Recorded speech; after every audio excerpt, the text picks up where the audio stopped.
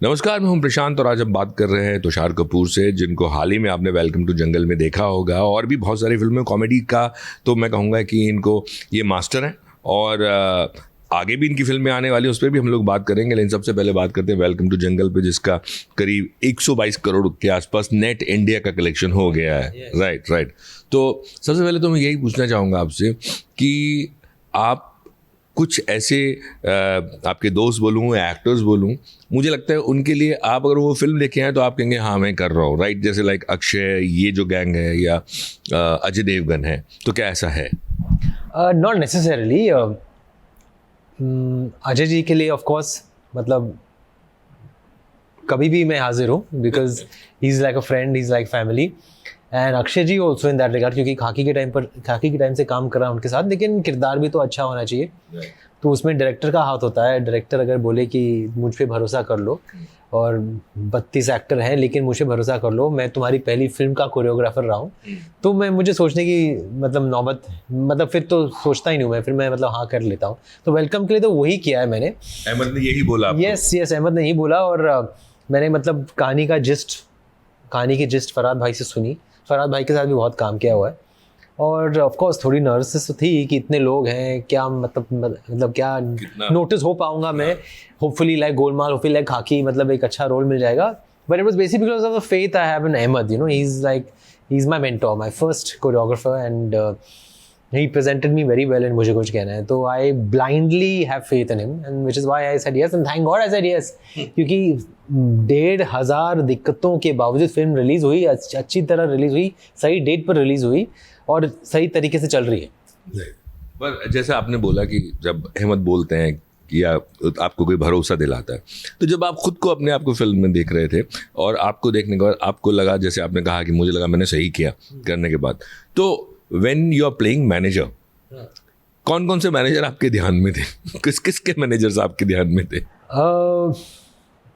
फिलहाल मेरे ध्यान में तो मतलब मेरे ही सारे मैनेजर्स आ जाते हैं। आई थिंक कॉन्शियसली सोचना ही नहीं पड़ता है, बट सबकॉन्शियसली जो डायलॉग दिए गए थे कि अरे यार कैसी भी स्क्रिप्ट हो कर लो, मतलब वो तो हर एक्टर के लाइफ में एक ऐसा दौर आता है कि जब ऐसा लगता है कि कोई भी आएगा मैं साइन कर लूँगा फिल्म। वो कोई नई बात तो है नहीं, चाहे वो पुराने दौर की बात हो या इस दौर की बात हो। हर मैनेजर चाहे वो कितना भी सोफिस्टिकेटेड क्यों ना हो जाए, उसके मन में ये ख्याल तो आता ही है कि प्रोड्यूसर खुश होना चाहिए, प्रोड्यूसर नाराज़ होकर निकलना, वापस नहीं जाना चाहिए, और मेरा एक्टर हमेशा बिजी रहना चाहिए। तो ये एक जनरल मतलब कि एक मेंटल मेकअप जो होता है मैनेजरों का, वो ही थैंकफुली अहमद ने मुझे एक डिसेंट मैनेजर का रोल दिया। वैसे मैनेजर का रोल नहीं दिया जो मतलब वो काम के लिए कुछ भी करवा सकता है। बट मुझे बताइए, आपने कहा कि मैनेजर को ये रहता है कि उनका जो एक्टर है वो बिजी रहना चाहिए, तो इसी पे बात करते हैं कि आज की डेट में मैनेजर का रोल एक एक्टर के लिए कितना अच्छा है या कितना ख़राब है? क्योंकि अच्छा तब इसलिए मैं बोल रहा हूँ कि कई बार मैनेजर ही स्क्रिप्ट सुनते हैं, कई बार मैनेजर ही डिसाइड करते हैं, एक्टर तक पहुंच ही नहीं पाते हैं प्रोड्यूसर्स। तो उसमें आपका क्या कहना है? क्योंकि आपने एक लंबी जर्नी अपने फादर से लेके खुद आपने जब शुरू किया था और अब जहाँ पे हैं हम, तो ये बदलाव आया है अभी कि अब एक्टर्स थोड़े से, बहुत सारे मैनेजर जो है वो ओवर पावरिंग हो गए हैं। That is true. जो जहाँ तक एजेंसी का सवाल है, तो आई थिंक वो बहुत सारे एक्टर को एक साथ में मतलब एट वन टाइम संभालती हैं वो एजेंसी। सो आई थिंक वो इंडिविजुअल अटेंशन दे नहीं पाती, लेकिन जहाँ इंडिविजुअल मैनेजर्स हैं वहाँ आई थिंक उनका श्रेय काफ़ी मतलब अहम हो सकता है। और मैं समझता हूँ कि आजकल मतलब कि मैनेजर हावी पड़ जाते हैं, लेकिन उनका रोल इतना महत्वपूर्ण नहीं होता है आज जितना कि पहले होता था। पहले तो एक्टरों को काम मैनेजर की वजह से ही मिलता था। मैनेजर जाते थे एक डेट डायरी लेकर, मतलब वो डायरी भरा के लेकर आते थे। मतलब बहुत ही मतलब कमज़ोर से कमज़ोर एक्टर भी 7-7, 8-8, 9-9 फिल्में साइन कर लेता था, क्योंकि मैनेजर चतुर होते थे। अभी मतलब मैनेजर खाते हैं भाव ज़्यादा, लेकिन काम मिलता है एक्टरों को एक्टर की वजह से। आई बिलीव कि उनकी past body of work, last film कैसी गई, और क्रेज़ कितना है ऑडियंसेस के ऑडियंसेस का उनके प्रति कितना क्रेज़ है, तो वो सारी चीज़ें मायने रखती है और एक्टर को उसके बलबूते पे काम मिलता है। लेकिन मैनेजर्स खाते हैं भाव ज़्यादा। So that thing has happened for sure. Yeah. एक कहावत है जर्नलिस्ट के बीच में, चाय से ज़्यादा केटली करो।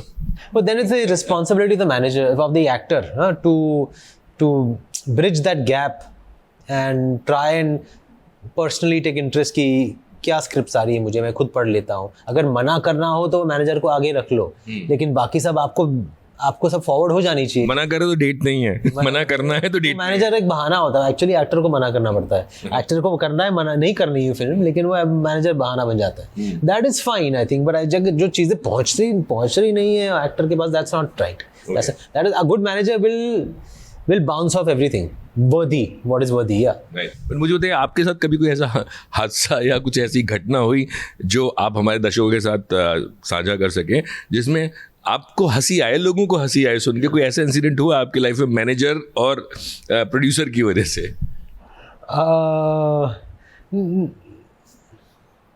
मैनेजर और प्रोड्यूसर की वजह से तो कोई ऐसी दिक्कत आई नहीं, वैसे कोई ऐसा इंसिडेंट हुआ नहीं है।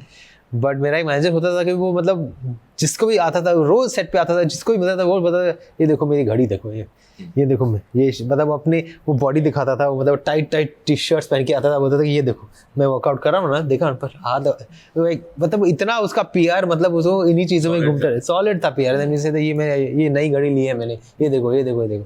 सो एंड ही यूज्ड टू मतलब बॉम्बास्टिकली, अगर मेरी पिक्चर चल गई तो बोलता कि अगली पिक्चर में तो इतने पैसे लूंगा, उतने पैसे लूंगा। अरे मैं बोलता कि भगा दोगे तुम लोगों को। तो एग्रेसिव होता था बहुत।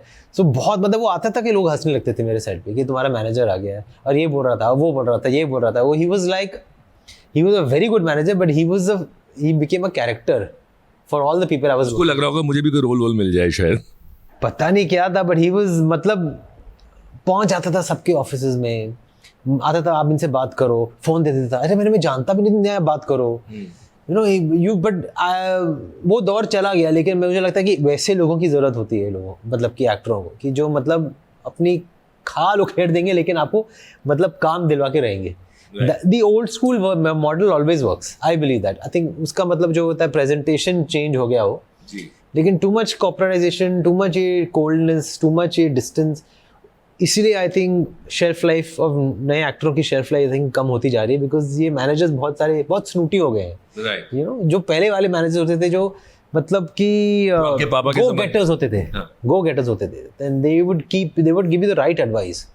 या आपने अपने फादर के जमाने के मैनेजर्स को भी देखा होगा, फादर के मैनेजर्स को आपने देखा होगा। अब जब वो देखते हैं आज, कभी कुछ बात हुई उन्होंने कहा कि यार ये तो पूरा काफिला कारवां, उनकी एक पिक्चर थी कि कारवां चल रहा है और अंटूराज की हम बात कर रहे हैं और इतने सारे लोग आ रहे हैं, क्योंकि पुराने जो लोग हैं उनको ऐसी चीज़ों से कोफ्त भी होती है।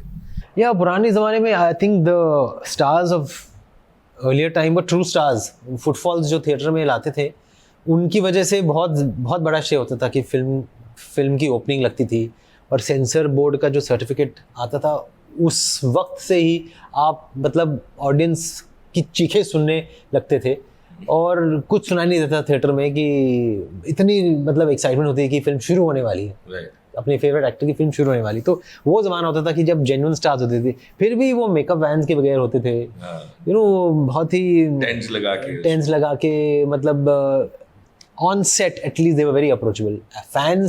फैंस तो मतलब उनसे दूर ही रहते थे, बिकॉज सोशल मीडिया नहीं था उस जमाने में, इतनी सारी इवेंट्स नहीं होती थी, तो they were very distant from their fans, accessibility नहीं होती थी, but they were very accommodating to the producers, at least most of the actors at that time. अभी मतलब बहुत मतलब कि एक कमोडिटी बना दिया है एक्टरों ने अपने आप को। Everything is on contract, everything is charged, everything is so I don't know, comfortable with this? आप comfortable? I need to protect my interest, I need to safeguard my interest, तो इसीलिए I insist and you know I have to have agreements and you have to do things थोड़ा by the book करना पड़ रहा है, आज के ज़माने के साथ चलना पड़ रहा है, क्योंकि वरना आप कहीं के नहीं रहेंगे, मतलब खा जाएंगे लोग आप, वो ज़रूरी है।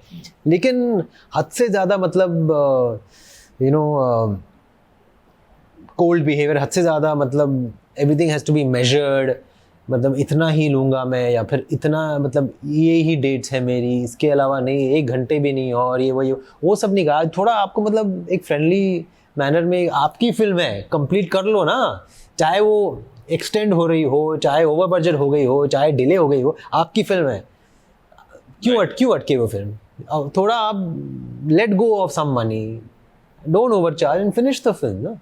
And I think people like Ajay, Akshay, they believe in their old school formula. They are producers actors and they will, उनकी कभी फिल्म अटकती नहीं है, इसलिए किसी की बदुआ लेके आगे नहीं जाते वो. You know, that is a lesson to learn from the people who work like how the actors of the earlier era used to work. I believe in that, yeah. Right.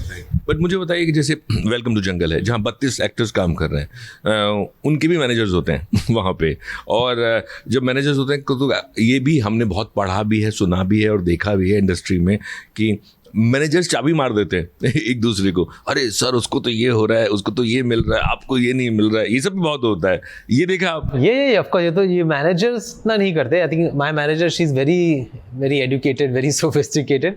But या ये staff भी आपको करता है, अगर staff की payment नहीं आ रही, उसकी पेमेंट आ गई है तो पहले आपको थोड़ा मतलब रिसर्च करना पड़ता है. तो मैं फ़ोन कर लेता हूँ एक्टर को, अगर मेरा फ्रेंड है, कि आपको मेरे को तो नहीं मिला यार, मैं भी आ रहा हूँ सेट पे रोज़, मुझे नहीं मिला है अभी तक.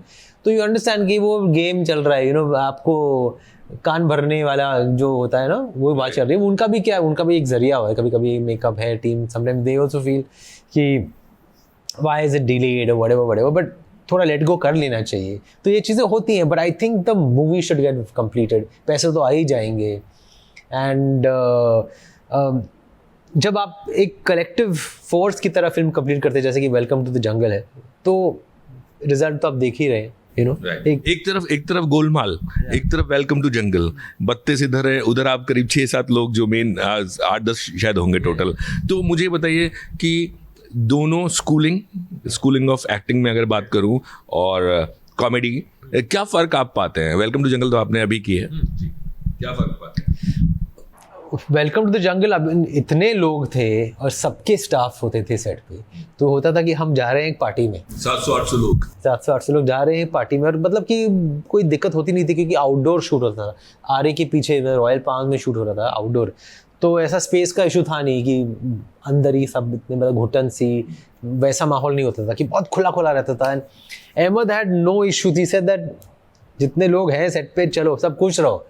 फिर वो सेट पे मतलब मार्क पे लाते थे सबको, असिस्टेंट्स वर वेरी हेल्पफुल, सबको मार्क पे लाना, फिर शॉट कराना, तो आराम से काम हो रहा है. बीच में हम सोने जा रहे हैं, कोई साथ में किसी के साथ बैठ के गप्पे मार रहे हैं. राजपाल और जॉनी के भाई के साथ में बैठ के गप्पे मारता था, कृष्णा कीकू के साथ में. तो it was like a party literally, और पार्टी के बीच में शॉट हो रहा है, यू नो. सो बट उसका कुछ हल नहीं है ना, इतने सारे लोग हैं तो थोड़ी ना अटेंशन में खड़े रहेंगे. सही बात. या it's Ahmed had to he managed it. He went through this the stress, he went through the turmoil, and he enjoyed the process. So he made it a fun film, and I think that is also reflecting. Golmaal on the other hand is very organized. It's सिर्फ 6-8 लोग हैं, but it's very disciplined, like Rohit style. हंसी मजाक करते हुए भी काम में हम सीरियस हो जाएं, यू नो. सो और मतलब पिन ड्रॉप साइलेंस होता है सेट पे, and once everything is set, he gives his actors a free hand also. तो एक डिफरेंट तरीके का मतलब कि अच्छा माहौल है, वो डिफरेंट तरीके का अच्छा माहौल है. That was like welcome to the jungle like a party. Golmaal is like it's also fun, great fun, but in a different manner. Right. but अगर मैं आपसे पूछूं कि जब आप फिल्म कर रहे थे वेलकम टू जंगल, जब आप सीन करते हैं, कुछ सीन होते हैं जो आपको वहाँ पे बहुत मज़ा देते हैं, और कुछ सीन होते हैं जब आप फिल्म देखते हो तो जहाँ पे आप वहाँ पे हंसे थे या आपने खूब आपको मजा आया. बहुत सारी चीज़ें वो सेट पे जो फटती थी वो थिएटर में नहीं फटी, जो सेट पे नहीं फटती है थिएटर में फट गई है. बहुत सारी चीज़ें. लाइक फरीदा जी और किरण कुमार जी का जो ट्रैक है वो अच्छा था ट्रैक, मतलब सेट पे अच्छा लगा, लेकिन हमें लगा कि वो will be one of the funny moments of the film, but highlight हो जाएगा वो प्रिडिक्ट कोई नहीं कर सकता कि इतना बड़ा हाईलाइट हो जाएगा. और मैं किरण जी के साथ फरीदा जी के साथ बहुत बैठता था, मतलब they are the sweet part of the film, the emotional part of the film, but they have become the laugh riot of the film. So that is the beauty of cinema, that's the beauty of the audience, कि they are so pure, they don't know what you have done on set, they see what is on the what was on the big screen only. उनको अच्छा लगता है, genuine लगता है, तो वो हंसते हैं.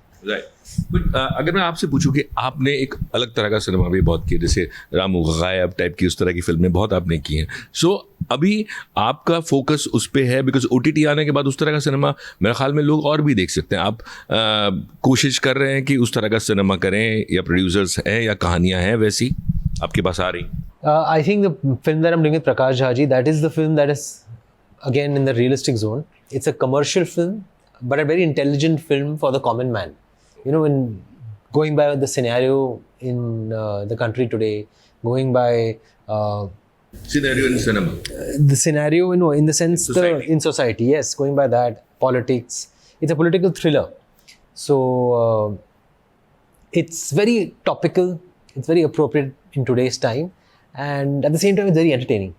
So how Prakash ji balances that Right. commercial and art both together, so it's a typical Prakash Jha film, and I think वो ही एक genre रहा था जो मैंने अभी तक किया नहीं था. राज्य के साथ एक क्राइम ड्रामा किया था, लेकिन एक पॉलिटिकल फिल्म मैंने अभी तक किया नहीं था. तो I got an opportunity to work with him and I am playing an MLA, so it will be a huge jump from what people have seen me in other films.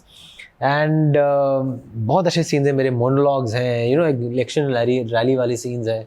So I am keeping my fingers crossed about it. I think क्योंकि आपने गायब की बात की, तो I think acclaimed directors में से आज Prakash Jha, I think he is one of the very few acclaimed directors left in the industry. So when you work with him, you feel like you're working with Shyam Benegal, a commercial director, but who's got the artistic sensibility of a Shyam Benegal. So that is something that I'm very excited about. But अभी हाल फिलहाल में जैसे आपने कहा कि scenario, तो एक scenario cinema में, हिंदी सिनेमा में ये भी चल रहा है कि people are confused, a bit confused कि क्या बनाए, क्या चलेगा, क्या नहीं चलेगा, और किस चीज़ को लेके लोग खफा हो जाएंगे, नहीं हो जाएंगे. आपको हाल फिलहाल में जो फिल्म आपको खूब अच्छी लगी, आपने बहुत अच्छी लगी और आपको लगा यार ये इस तरह का मैंने नहीं किया, एक आपने बताया पॉलिटिकल, Yes. ऐसा कौन सी फिल्म सिनेमा है, ऐसी कौन सी फिल्म? हॉरर करना है, हाँ, हॉरर की है, हॉरर कॉमेडीज की है, लेकिन out and out horror film नहीं की है. एंड चल भी बहुत रही है आज. चल भी बहुत रही है आज. एंड आई स्टिल फील कि थोड़ा मुझे लोग ज़्यादातर, मतलब ऑडियंस का तो प्यार है ही कॉमेडी में, लेकिन फिल्म मेकर्स भी ज़्यादातर कॉमेडी की तरफ ही सोचते हैं मुझे लेकर. So I would love to do something Negative? not necessarily negative, but something like Delhi Crime or something like that, maybe on OTT, or something like a Khaki that I've done, very serious character, but I was watching Karishma's Brown, that's also a very interesting show. And I would love to do something in that dark zone, maybe even if it's for OTT, not necessarily for cinema, even if it's OTT. But people probably, I feel producers and directors shy away from casting me in those kinds of characters. I think because the success of Golmaal is so overwhelming and it's so वो image एक बना लिया, yes. एक tag So I think Prakash ji's film might change that. Yeah. Okay. Yeah. चलिए, बहुत बहुत शुक्रिया बात करने के लिए, और मेरा ख्याल में जो आप कहते हैं मैनिफेस्ट कर रहे हैं वो हो बहुत Yes, जल्दी yes. प्रकाश जी के बाद. Thank you so much. Thank you so much. Yeah. Thanks. Bye. Bye. Thank you so much.